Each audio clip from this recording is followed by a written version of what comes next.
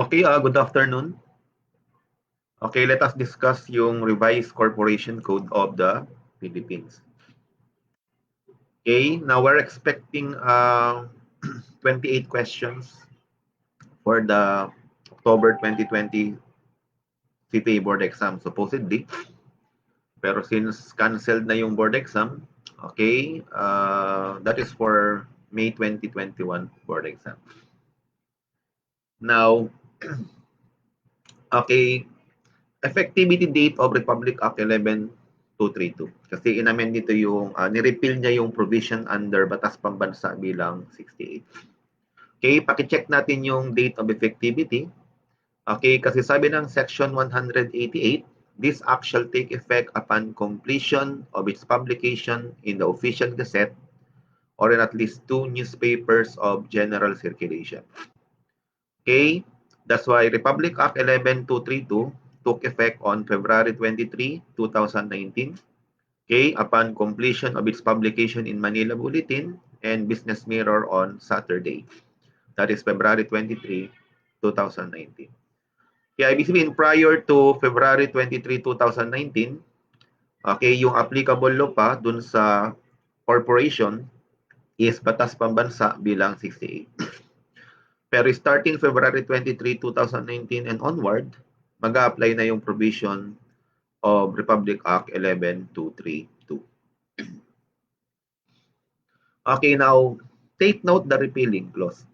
Okay, pag ginasa mo yung Section 187 ng Republic Act 11232, sabi dyan, BP 68, otherwise known as the Corporation Code of the Philippines, is hereby repealed. Kaya repealed na siya. Okay? Now, any law, presidential decree, or issuance, executive order, letter of instruction, administrative order, rule, or regulation contrary to or inconsistent with any provision of this act is hereby repealed or modified accordingly. Kaya totally, okay, wala na yung Batas Pambansa bilang 68.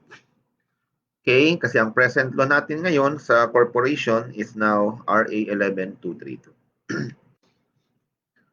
Okay, now, okay, punta tayo dun sa title first. Pag binasa mo yung section 1 ng RA 11232, yung title daw ng code na to is Revised Corporation Code of the Philippines. Kasi sa BP 68, ang tawag dyan dati is okay, Corporation Code of the Philippines lang. Dinagdagan lang siya ng revise. Okay, let us define first yung corporation. Under section 2, okay, which is similar provision under BP 68, a corporation is an artificial being created by operation of law, having the right of successions and the powers, attributes, and properties expressly authorized by law, and incident to its existence. Okay, now based on this definition under section 2, okay, of RA 11232, okay, there are 4 attributes of a private corporation. Okay, first, it is an artificial being. Second, created by operation of law. Number 3, meron siyang right of succession. And number 4, the powers, attributes, and properties expressly authorized by law or incident to its existence. Now, unahin natin yung first attributes. Artificial being. Kasi ang corporation, meron siyang juridical personality, separate and distinct from the stockholders composing it. That's why the asset of the corporation is not the asset of the stockholder, and vice versa. And the liability of the corporation is not the liability of the stockholders, and vice versa. The damage suffered by the corporation is not the damage suffered by the stockholders, and vice versa. And the cause of action that belongs to the corporation is not the cause of action that belongs to the stockholders, and vice versa. Tawag natin dyan is the doctrine of separate juridical personality. Okay, however, the separate juridical personality of the corporation is created only for purpose of convenience. And therefore, when the separate juridical personality of the corporation is now used to justify wrong, defeat public convenience, to promote fraud, defend crime, avoid payment of taxes, or to confuse any legitimate issue, In that case, we will disregard this corporate fiction by applying the doctrine of piercing the veil of corporate entity. Okay? Pero pag wala yun, ibig sabihin mag-a-apply yung general rule, which is the doctrine of separate juridical personality. Second, created siya by operation of law. Not created by special laws. Okay? Kasi pag ang isang private corporation ay create under a special law, then that law is unconstitutional. Kasi mababiolate yung provision sa 1987 Constitution, okay, na ang private corporation can only be created through a general law. Okay? Kasi ang pwede lang create ng special law, okay, is only public corporation, saka mga government-owned and controlled corporation. Subject pa yan sa test of economic viability. Okay? Okay, that's why you cannot create a corporation by mere agreement. There must be a consent coming from the state. And the consent given by the state is through the enactment of the general law, which is dati, Batas Pambansa bilang 68 nga dati, ngayon yung Republic Act 11232. Okay, now, next, meron daw siyang right of succession. Okay, kasi merong right yung corporation na mag-exist dun sa period na naka-indicate sa article of incorporation. But in no case should exceed 50 years before yun sa BP 68. Kasi under RA 11232, pag wala kayong in-indicate na period or okay term, okay, nung corporation, okay, then mag-e-exist siya indefinite. Okay? Now, in other words, okay, even the stockholders die, okay, it will not affect, okay, the corporation. Kasi yung interest of the stockholders is simply transmitted to the legal heirs by operation of law through succession. They will inherit it. Unlike dun sa partnership setup, di ba? If a partner die, then the partnership is dissolved.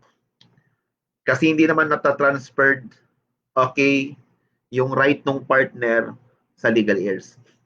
Ang tawag sa kanya, assignee of interest lang, pero hindi siya magiging member of the partnership. Unless may consent, of course, of all the partners. And number 4, the powers, attributes, and properties expressly authorized by law or incident to its existence. Meaning, ang corporation, meron lang siyang limited power. Because the corporation can exercise only 3 kinds of powers. These are the express, implied, and the incidental power. Kasi the moment na yung corporation ay nag-exercise ng power outside the express, implied, or incidental power, that is an ultra vires act. Pero pag ang corporation ay nag-execute or nag-perform ng act within the express, implied, or incidental power, then we call it an intra vires act. Kaya pag outside, okay, ultra vires, pag within, intra vires. Okay? Kaya example, okay, halimbawa, yung corporation was organized as bank. Siyempre, kung bangko yan, ang pwede lang nilang i-perform or execute na powers, okay, are those powers provided under the general banking laws as well as the corporation law. Okay? Tapos, mga incidental power, okay, lahat ng act na reasonably necessary, okay, para ma-achieve nila yung okay, objective nila as stated sa article of incorporation, and those incident to corporate existence, yun lang ang pwede nilang i-exercise. Kaya halimbawa, yung bangko, pwede bang mag-engage sa business or operation of as an educational institution? The answer is no, because that is beyond their powers. Nakita nyo yung, kunwari, BPI, nag-o-offer na ng BS accountancy. Okay? That is beyond their powers kasi hindi naman related yan sa banking. That's why if they want to operate, for instance, okay, gusto nyo halimbawa mag-ooperate ng education, ay di dapat mag-create ng panibagong corporation. Okay? Para mag-engage dun sa operation naman nung school. Okay, pero kung isang korporasyon lang, lahat ng business i-engage nila, okay, hindi pwede yun. sapagkat, okay, they can exercise only those powers, okay, express, implied, saka incidental. Any act beyond those powers are ultra vires. Now, meron tayong tatandaang tatlong doctrine sa corporation law. Okay, first, yung tinatawag na doctrine of separate juridical personality. Sabi nga dyan, corporation has juridical personality separate and distinct from the stockholders composing the corporation. Kaya ulitin ko, yung asset ng corporation, hindi siya asset ng stockholders. And vice versa. Yung liability ng corporation, hindi siya liability ng stockholders. And vice versa. At yung damage na suffered ng corporation, hindi yan damage na suffered ng stockholders and vice versa. And the cause of action that belongs to the corporation is not the cause of action that belongs to the stockholders and vice versa. We call it the doctrine of separate juridical personality. Okay, however, sabi ko nga, yung corporation, create lang yan for purpose of convenience. Meaning, binagyan lang siya ng state ng separate legal personality for purpose of convenience. And therefore, when the separate juridical personality of the corporation is now used to justify wrong, defeat public convenience, to promote fraud, defend crime, avoid payment of taxes, or to confuse any legitimate issue, in that case, we will disregard this corporate fiction by applying the doctrine of piercing the veil of corporate entity. Okay, another is the doctrine of limited capacity. And under this doctrine, yung corporation daw may limited powers lang. Because they can exercise only, okay, express, implied, saka incidental power. Kasi lahat ng act nga ng corporation na outside express, implied, or incidental power, that is an ultra vires act. Now, problem. PR Corporation owns a beach resort with several cottages. Jaime, the president of PR, occupied one of the cottages for residential purposes. Now, after Jaime term expired, PR wanted to recover possession of the cottage. Jaime refused to surrender the cottage, contending that the stockholders and former president has a right to possess and enjoy the properties of the corporation. Question: is Jaime contention correct? Explain. Okay, napaka-basic ng question, di ba? Okay, ang sagot lang dyan is that, of course, the contention of Jaime is not correct. Okay, because corporation has a juridical personality separate and distinct from the president. The property of the corporation is not the property of the stockholders. Okay, and vice versa. That's why the president, stockholders, must return the property to the corporation. Okay, now meron tayong dalawang theory, okay, sa corporation. Okay, first yung tinatawag na theory of concession. And second is the Genesenschaft theory. Now, under theory of concession, a corporation exists because the state wants it to exist. In other words, under theory of concession, okay, you cannot create a corporation by mere agreement. There must be a consent coming from the state. And the consent given by the state is through the enactment of the general law. Kaya dapat i-comply nyo lahat ng requirements set forth ng general law, okay, which is now Republic Act 11232, para makakreate kayo, okay, ng separate juridical personality. In fact, sa revised corporation law, di ba, sabi dyan, the corporation acquired juridical personality from the time of the issuance of the certificate of incorporation by the SEC under its official seal. Kaya hanggat hindi nag-i-issue ang SEC ng Certificate of Incorporation under its official seal, then wala kayong separate juridical personality.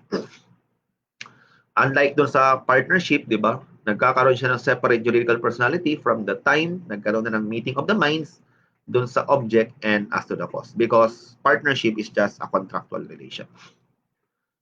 Now, in fact, yung theory of concession is the theory we follow under Philippine law. Kasi nga doon sa definition pa lang sa section 2, corporation is an artificial being created by operation of the law.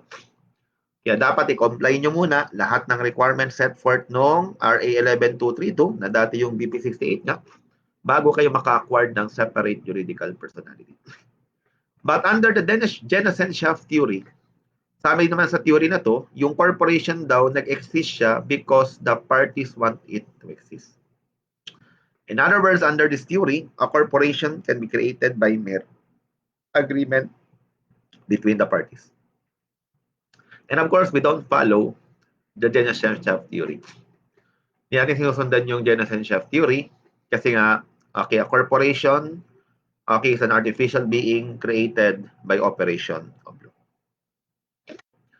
Okay, now, under Article 12, Section 16 of the 1987 Constitution, sabi yan, the Congress shall not, except by general law, provide for the formation, organization, or regulation of a private corporation. Government-owned or controlled corporation may be created or established by special charters in the interest of the common goods and subject to the test of economic viability. In other words, class, under Article 12, Section 16 ng 1987 Constitution, sinasabi lang dyan na ang private corporation can only be created through a general law. Okay? Kasi ang pwede lang i-create under a special law are those public corporation, ito yung mga provinces, cities, municipality, barangay, saka mga government-owned and controlled corporation. Tapos subject pa yan sa test of common goods, interest ng common goods, and subject to the test of economic viability. Kaya ulitin ko, pag ang isang private corporation ay create through a special law, then that corporation is void, not even a de facto corporation. Because the law that create that is okay, private corporation is unconstitutional because it conflict okay under Article 12, Section 16 of the 1987 Constitution. Okay? Kaya ibig sabihin, kung gusto nyo mag-create ng isang private corporation, just comply the requirement of the general law. Yan nga yung RA 11232 ngayon. Okay? Comply mo lang yung forms ng Article of Incorporation. Okay? Substantially. Tapos isubmit mo yan before the SEC. At pag kayo ay na-issuehan ng Certificate of Incorporation, then makikreate na ang isang private corporation. Hindi na kailangan ng okay, consent or okay, separate law para i-create yung isang private corporation. Now, okay, ang isang reason kasi dyan, kung bakit hindi pwedeng i-create ang isang private corporation through okay, a special law. Number one, para ma-avoid yung okay, ma-violate yung provision sa 1987 Constitution din na okay, equal protection clause. Okay? Dapat kasi all persons or things that are similarly situated must be treated alike.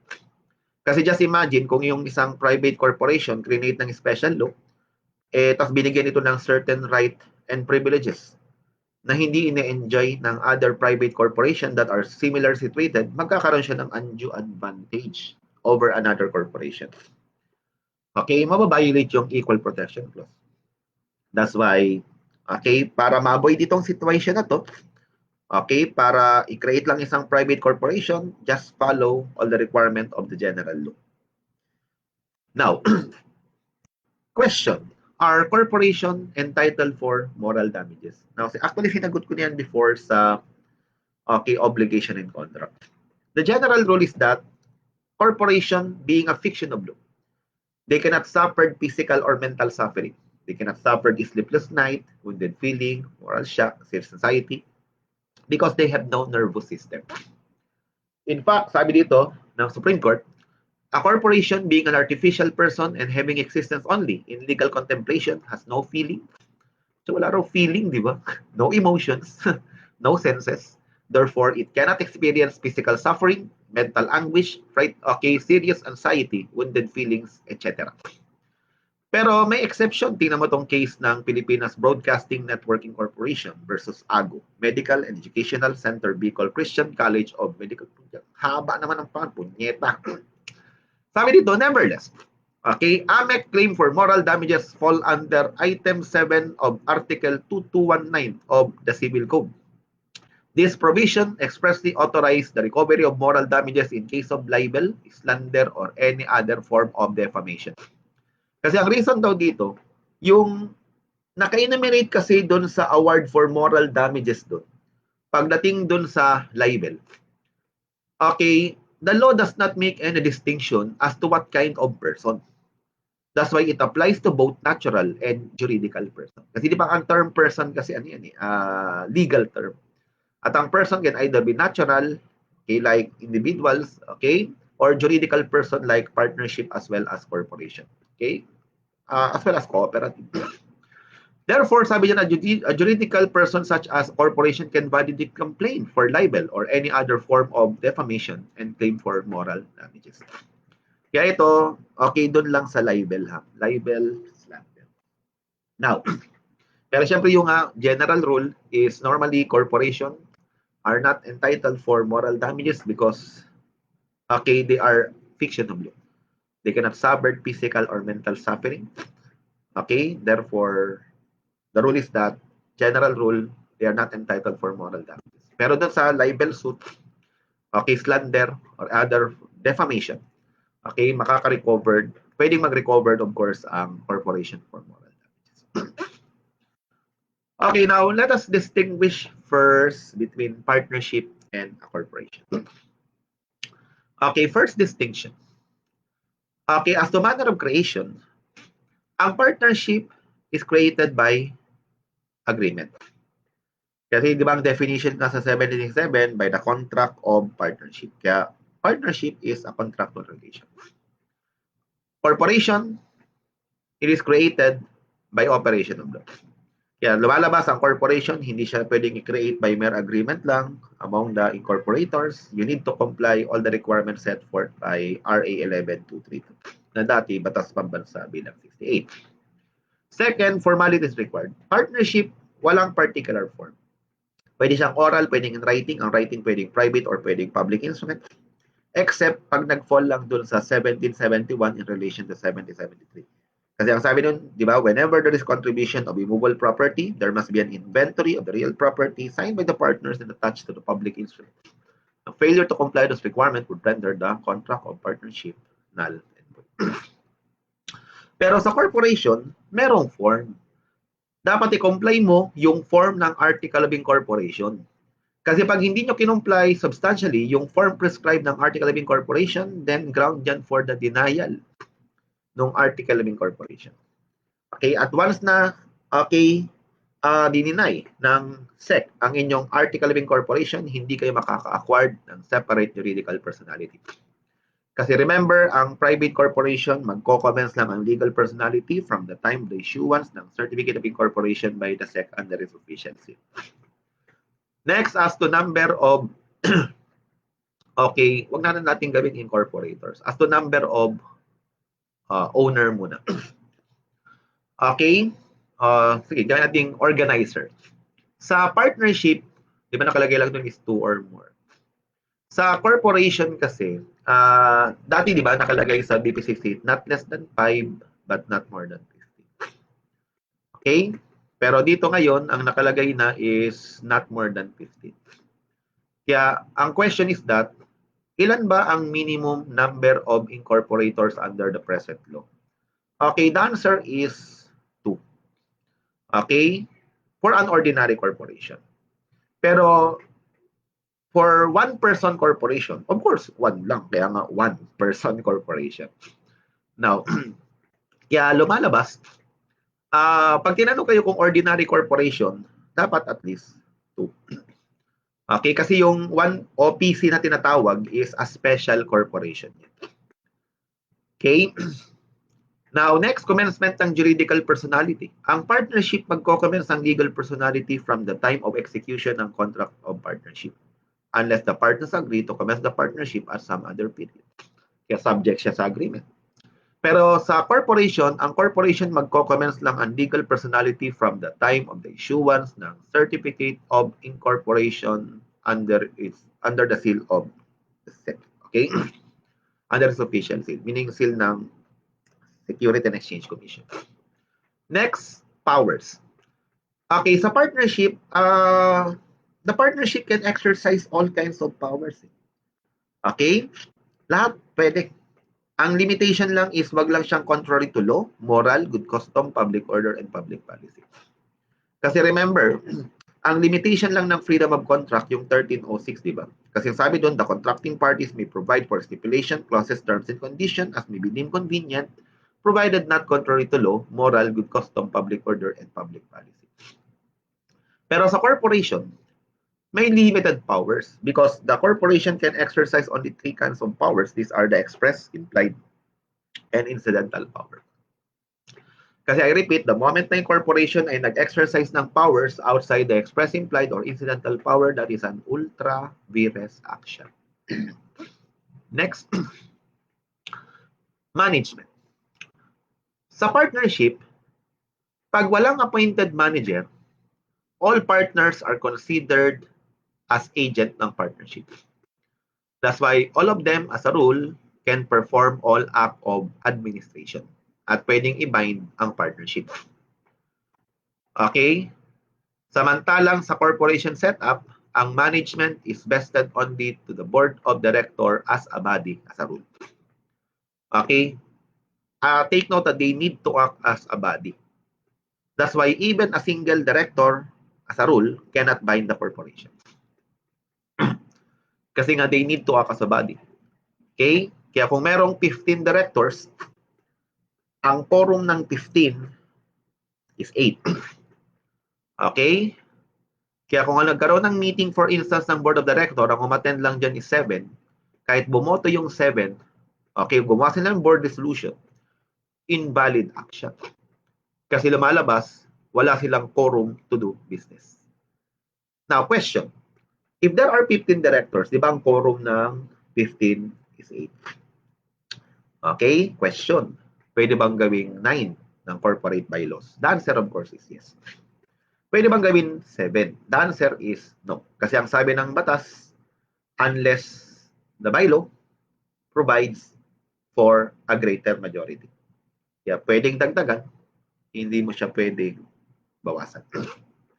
Iba yung rule pagdating sa cooperative law. Kasi nakalagay doon, unless the bylaw provides otherwise lang. Okay? Pero sa corporation law, nakalagay, unless the bylaw provides for a greater majority. Another question. If there are 15 directors, okay, di ba ang quorum ng 15 is 8? Eh, what if there are 15 directors? Patay yung tatlo. Okay, ilan ang quorum? Answer, 8 pa din. Kasi ang quorum ay naka-base doon sa number of director fixed in the article. Hindi siya naka-base kung ilan ang buhay. Now, question again. There are 15 directors. Todas, dead ball na. Yung 8. Ibig sabihin ang natitira ay 7. Question, ilan ang quorum? Answer, 8 pa din. Eh, paano yan, sir? 7 lang ang buhay. Eh, in that case, eh, wala na kayong valid quorum. In that case, kailangan nyo ng mag-call ng special stockholders meeting to fill up the vacancy in the board. Pero by the way, may in-introduce dito sa Republic Act 11232 regarding emergency board. Okay, which is wala yan before sa Batas Pambansa bilang 68. Okay, let us discuss detail later. Okay, yung emergency board. Okay, next punta tayo dun sa effect of mismanagement. Sa partnership kasi, pag ang isang partner mismanage yung partnership, the other partner can sue the partner who mismanage the partnership in their own name. But in a corporation setup, if the board of director mismanage the corporation, okay, and the stockholder sue the board of directors in their own name, the answer is no. Why? Because the damage is, ang na-damage dito is the corporation, not the stockholder. Eh di ba under the doctrine of separate juridical personality, sabi natin, corporation has a juridical personality separate and distinct from the stockholders composing it.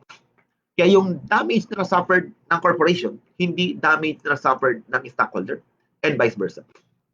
Kaya hindi pwedeng mag-file ang stockholder ng suit against the board of director for mismanaging the corporation in their own name. Kaya sinong dapat magdemanda dun sa korporasyon? Sinong dapat magdemanda doon sa board of director? Answer, dapat yung corporation.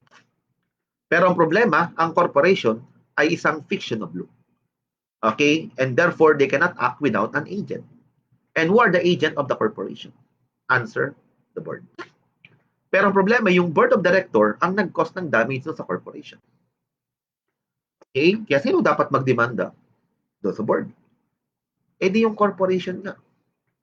Pero yung corporation nga is a fiction of law and therefore they cannot act without an agent at ang agent ng corporation is the board. Siyempre, di na ako matatapos dyan. Ikot-ikot na lang.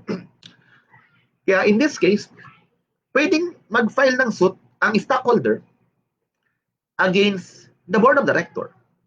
But it must be in the name of the corporation, not in their own name.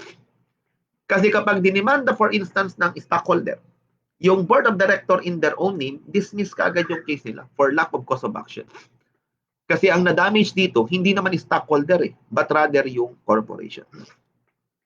At ang tawag natin dyan, pag nag-file ang stockholder ng suit against the board of director and in the name of the corporation, we call it as a derivative suit. Derivative suit ang tawag natin dyan. Okay? Pero ulitin ko, once na nag-file ng case ang stockholder against the board in their own name, dismiss ang case nila. Okay? For lack of cause of action. Now, next, punta tayo dun sa right of succession. Sa partnership, walang right of succession. Diba? Kasi once namatay yung partner, automatic, the partnership is dissolved. At hindi siya transmissible sa legal heirs. Unlike in case of corporation, meron siyang right of succession. Kasi once the stockholder die, it will be transmitted to the legal heirs by operation of law. Kaya lumalabas, hindi affected yung corporation nung change ng ownership. Okay? Now, kasi may right yung corporation na mag-exist doon sa period niya na naka-indicate sa article of incorporation. Okay? But in no case it exceed 50 years before that, ngayon, indefinite life na. Next, transferability of interest. Sa partnership, of course, a partner may transfer his interest in the partnership but not the right as a partner. Kasi ang tawag natin sa kanya, pag transfer niya yun, ay assignee of interest lang. Pero sa corporation, okay, a stockholder can transfer his interest in the corporation as to make the transferee a stockholder of the corporation. Next, term of existence sa partnership. Walang limit as long as all the partners are still alive. Kasi death ng any partner, ground for automatic dissolution. Pero sa corporation, ang maximum term dati sa Batas Pambansa bilang 68 is 50 years. Pero ngayon, pag wala kang nilagay na period or term sa article of incorporation, then indefinite life siya. Next, as to liability, ang partnership, ang liability ng partners ay pro rata and subsidiary. In other words, the members, okay, meaning the partners are liable to the extent of their separate property. Kasi nga they are liable pro rata and subsidiary. But in a corporation setup, the stockholders are liable only to the extent of their shareholdings. Kaya lumalabas sa corporation setup, limited liability lang. Okay? Hindi pwedeng habulin ng corporate creditors ang stockholder. Unless, of course, nag-fall siya dun sa doctrine of piercing the veil of corporate entity. Okay? Pero kung hindi naman, syempre, general rule is that, okay, the stockholders are liable only to the extent of their shareholding. Next, as to firm name. Sa partnership, you can use the name of any partner. Some of them. Pwedeng all of them. Okay? Or pwedeng none at all. Sa corporation, dapat meron siyang extension word na corp or corporation, incorporation or inc, okay, or OPC in case of a one-person corporation. Okay? Next, dissolution. Sa partnership, okay, it is easily to dissolve. Kasi once nagkaroon ng change in relation among the partners, automatic the partnership is dissolved. Samantalang sa corporation, since create ito with consent coming from the state, and therefore para ma-dissolve siya, dapat also with consent coming from the state. That's why there are only few grounds of corporate dissolution. Okay? Yung mga grounds provided under, okay, the law. And last, laws which govern. Ang partnership is governed by agreement. Okay? And the provision under Article 1767 up to 1867 of the Civil Code. Samantalang ang corporation, hindi yan subject to agreement because these are governed by Republic Act 11232 na. Okay, which is the corporation. Okay, now next, let us proceed now sa distinction between partnership versus cooperative. Okay, una as to number of partner organizers, sa partnership 2 or more. Sa cooperative, composed siya of not less than 15 natural person. Pero take note, yung tinutukoy ko dito, I'm referring only to a primary cooperative. Okay? Hindi kasama dyan yung secondary and tertiary. Kasi pag secondary and tertiary cooperative, okay, pwedeng juridical person.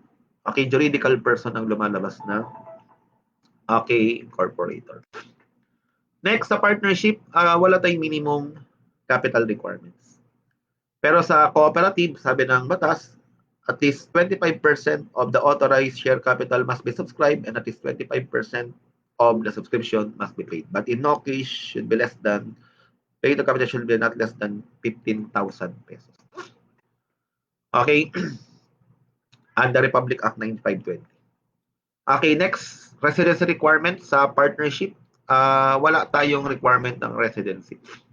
Pero sa cooperative kasi, meron tayong requirement ng residency. Sabi doon dapat all organizer must be residing or working in the intended area of operation. Next, okay, sa partnership, saan nyo fina-file yung article of co-partnership? Answer, before the Security and Exchange Commission. Samantalang sa cooperative, pina-file niyo yung article of cooperation before the Cooperative Development Authority. Kasi yung CDA ang merong general supervision over all cooperatives. Pero partnership corporation before the SEC. Next, as to name, sa partnership, you can use the name of any partner, pwedeng some of them or pwedeng all of them. Okay, o pwedeng none at all. Sa cooperative, dapat may extension word raw na cooperativa. Cooperative, cooperativa, cooperativa. Yung V as in victory, parang chuva. Another, commencement of juridical personality. Ang partnership, okay, magko-commence ang legal personality from the time of execution ng contract of partnership. Unless the partners agree to commence the partnership at some other period. Pero sa cooperative, parang same sa corporation law, magko-commence ka ng kanyang legal personality from the time issuance ng certificate of registration under its official seal. Iba lang ang term niya kasi doon sa corporation law tawag certificate of incorporation under the seal of the SEC. Ito naman, certificate of registration under its official seal, meaning official seal ng Cooperative Development Authority. Next, okay, for tax purpose, ang partnership is taxable as corporation. Kasi pag binasa niyo yung section 22 ng Republic Act 8424, di ba? Ang definition ng corporation is a corporation shall include partnership no matter how created or formed. Kaya it covers both natural and juridical. It covers both okay, registered as well as unregistered partnership. In other words, for tax purpose, partnership is treated as corporation. Samantalang ang cooperative, exempted sila. Okay, pero syempre, okay, merong qualification. Okay? Now, ano naman ang pinagkaiba ng corporation versus cooperative?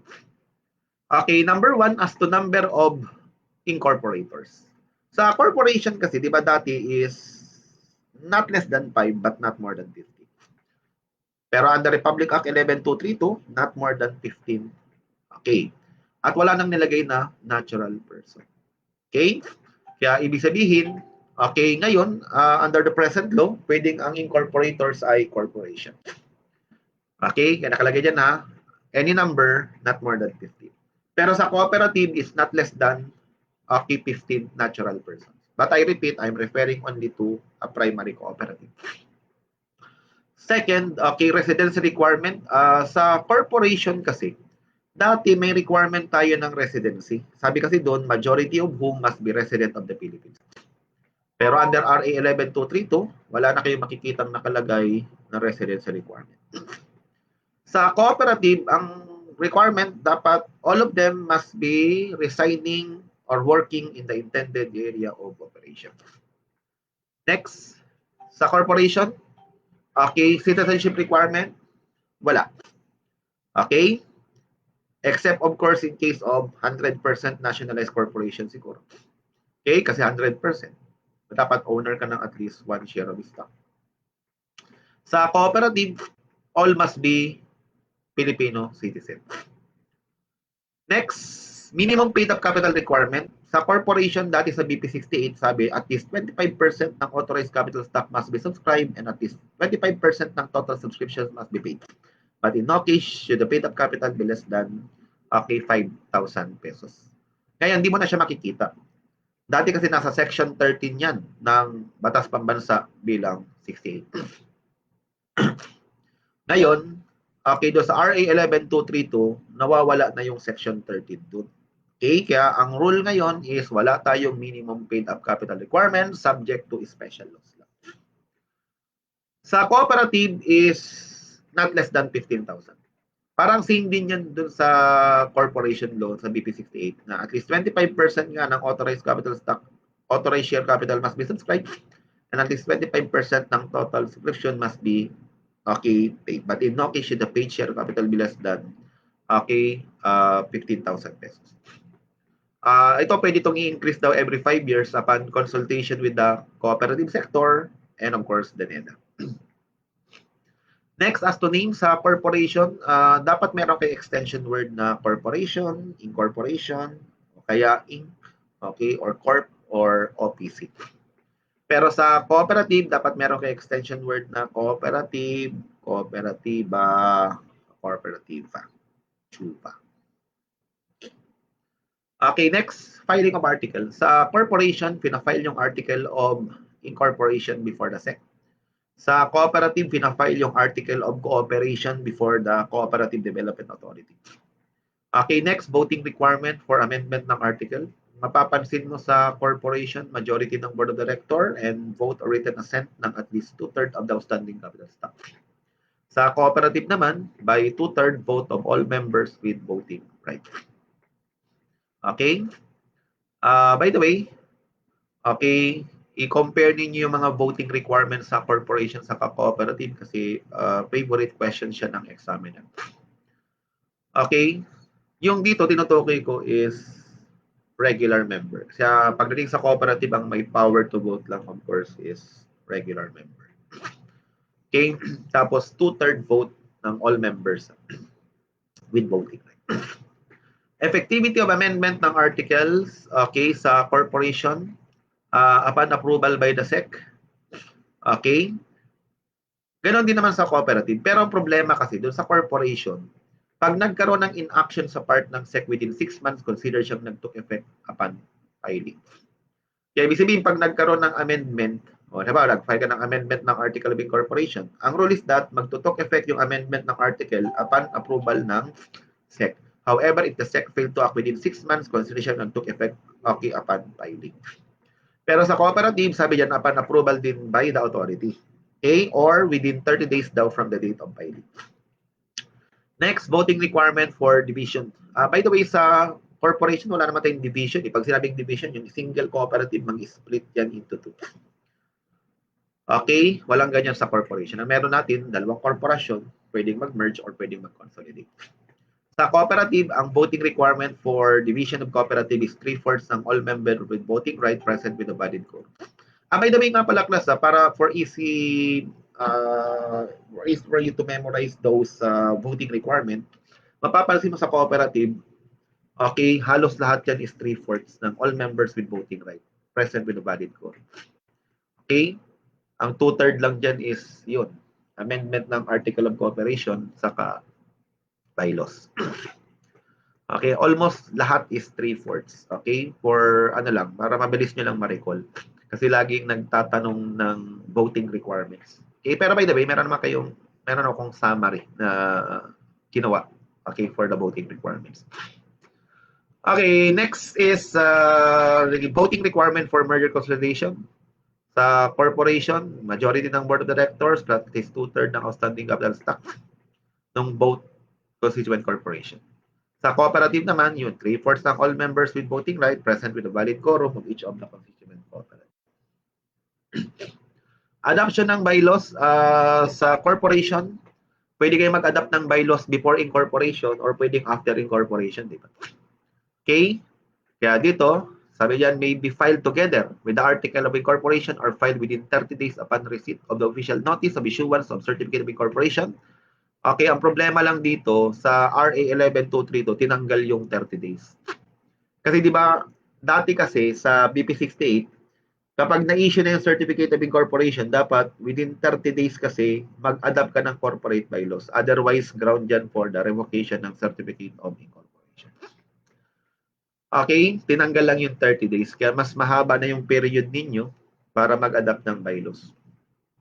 Sa cooperative, wala kayong option. Kailangan pag-submit ninyo ng article of cooperation, naka-attach na kagad yung okay copies ng corporate bylaw, yung bylaws ng cooperative. Unlike doon sa corporation, pwede kayo mag-adapt ng bylaws after na issue na ang certificate of incorporation. Okay, pero syempre, ang common practice na ginagawa, hinihingi na kagad ng SEC. Pag submit mo ng article, hihingi na kagad nila yung corporate bylaws kasi abala nga naman sa part nila yun, di ba? Okay, pero under the law, may option. Pwede kayo mag-adapt ng bylaws after the after the issuance na ng certificate of incorporation. Next, amendment of bylaws, majority ng board of directors and majority ng outstanding capital stock. Major. Sa cooperative, mapapansin mo, ito yung gusto kong tandaan nyo dito eh. Mapapansin nyo sa cooperative, yung amendment ng corporate, okay, article of incorporation, saka amendment ng bylaws. Okay, article of cooperation saka ng amendment ng bylaws, parehas ang voting requirement sa cooperative. Pero sa corporation setup, magkaiba eh. Pag amendment ng article of incorporation, di ba, is majority ng board of directors and vote or written assent ng at least 2/3 ng outstanding capital stock. Pero pag dating sa amendment ng bylaws is general rules major. Majority ng board of directors and majority ng outstanding capital stock. Now, pero yun nga lang, pwede kasing i-delegate, di ba, ng stockholder sa board of directors ang pag-amend ng corporate bylaws by 2/3 of the outstanding capital stock. At para naman i-revoke ito, yung power delegated to the board, pwede siyang i-revoke ng stockholder by majority ng outstanding capital stock. Kaya yun ha, tandaan nyo ha, doon sa corporation, magkaiba yung voting requirements sa amendment ng article of incorporation, saka amendment ng bylaws, pero sa cooperative, same siya. 2/3 ng all members with voting rights. Another is commencement ng juridical personality. Parehas lang yan. Ito, iba lang yung tawag from the time of the issuance ng certificate of incorporation. Ito naman, certificate of registration. Okay, next, sa corporation. Okay, pag dinenay ang inyong application, okay, syempre, ang recourse nyo dapat sa SEC pa din. Okay? Baka kasi meron kayong hindi kinumply. Pero kung merong grave abuse of discretion amounting to lack or excess of jurisdiction, then you file a petition before the court. Okay? Pero sa cooperative kasi, kapag dininay ang inyong application for registration ng CDA, then you need to appeal before the office of the president. Okay, next is term of office of directors. Mapapansin mo ang terms of office ng director sa corporation setup is 1 year. For stock corporation, 3 years naman sa trustees in case of non-stock corporation. Okay, and 5 years for non-stock educational corporation. Okay, kaya ang tatandaan nyo dito sa corporation law is 1, 3, 5. 1 for stock, 3 for non-stock, and 5 for non-stock educational corporation. Sa cooperative, tingnan nyo yung terms of office ng director dito is 2 years. Okay? Voting requirement for ratification of self-dealing director, papansin mo, 2/3, 3/4 dito. Kaya sabi ko sa inyo, puros 3/4, huwag ka magto 2/3. Pag nanguhula ka lang sa cooperative, at voting requirements yung question, normally 3/4 yan. Ang 2/3 lang dyan is yung amendment ng article of cooperation saka amendment ng bylaws. So 2/3 ng OS, 3/4 naman. Okay, next, vote based on number of shares tayo sa corporation. Kaya kung marami kang shares, mas marami yung votes mo. Kasi di ba ang lalabas dyan, if there are 10 directors at meron kang 1,000 shares, 1,000 times 10, meron kang total na 10,000 votes. Now, kung stock corporation, of course, we are using the cumulative voting. That's why I can concentrate the entire 10,000 votes to one director. Pero sa cooperative, one vote only for each member. Kaya regardless of your capital, okay, one member, one vote lang tayo. Okay, next. Corporation, filing of amendment for extension of corporate term within 3 years before the expiry date. Okay? Now, dati 5 years yan pero do sa RA 1123 3 years na lang siya. Sa cooperative, within 5 years before the expiry date. Okay? Okay, last slide muna to. Mag-break muna tayo. Okay, similarities between corporation and cooperative. As to liability, pareha silang limited liability. Kasi di ba sa corporation, the stockholders are liable only to the extent of their shareholdings. Ganon din sa cooperative, the members are liable only to the extent of their contribution. Okay, etong pangalawa, hindi na siya similarities. Kasi dati, similar yan sa Batas Pambansa Bilang 68. Maximum terms that may be stated in the article of incorporation is 50 years lang. Pero under RA 11232, pag walang naka-indicate na period, of course, meron siyang indefinite type. Now next, para silang meron juridical personality, separate and distinct from the stockholders sa corporation setup, and members naman pagdating sa cooperative. And both of them are association of person or group of persons. Okay? Break muna tayo. Gawa ko separate slide, separate video na lang for this. Okay? Thank you.